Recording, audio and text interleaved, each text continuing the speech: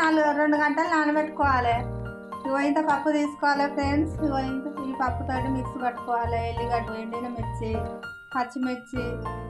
ఇక పచ్చిమిర్చి లేవు ఫ్రెండ్స్, నేను ఎండుమిర్చి వేసిన. ఎండుమిర్చి వేస్తేనే బాగుంటాయి గ్యారెలు. శనగపప్పు ఇగో మిక్స్ పట్టిన, బాగా మెత్తగా పట్టాలి. ఇగో ఇట్లా బరకగానే పట్టాలి. ఇగో ఈ పప్పులో కలుపుతాను ఫ్రెండ్స్. ఇలా కలుపుతాను ఫ్రెండ్స్. ఇగో పచ్చిమిర్చి, ఉల్లిగడ్డలు, పచ్చిమిర్చి, కొత్తిమీర, కొంచెం పుదీనా, కరివేపాకు, ఇక పచ్చిమిర్చి, ఉల్లిపాయలు.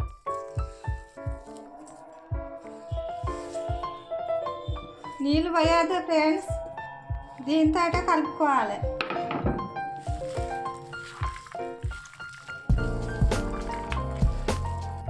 మసాలా, గరం మసాలా, కొంచెం కారం,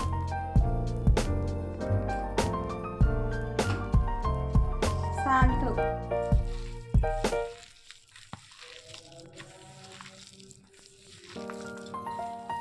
ఆయిల్ వేడైంది ఫ్రెండ్స్.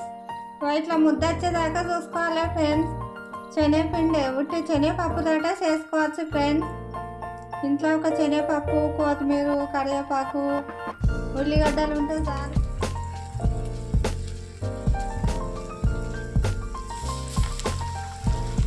మసాలా గ్యారెలు ఫ్రెండ్స్ ఇట్లా మంచిగా చేసుకోవచ్చు. ఇంట్లో ఏం లేకుండా శనగపప్పు ఉంటే చాలు ఫ్రెండ్స్. ఒక అర్ధగంట నానబెట్టుకొని మంచిగా ఇట్లా గ్యారెలు చేసుకోవాలి. సాయంత్రం పూట తింటే మస్తు అనిపిస్తుంది ఫ్రెండ్స్.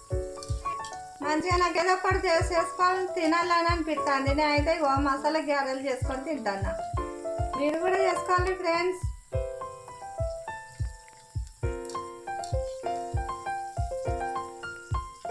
చిన్న మంట మీద కాలవాలి.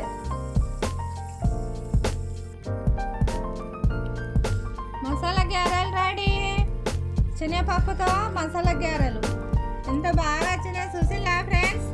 నచ్చితే మీరు కూడా చేసుకోండి, కామెంట్ చేయండి, లైక్ చేయండి, సబ్స్క్రైబ్ చేసుకోండి ఫ్రెండ్స్. ఎంత ఫ్రెష్గా వచ్చినాయి చూసారా ఫ్రెండ్స్.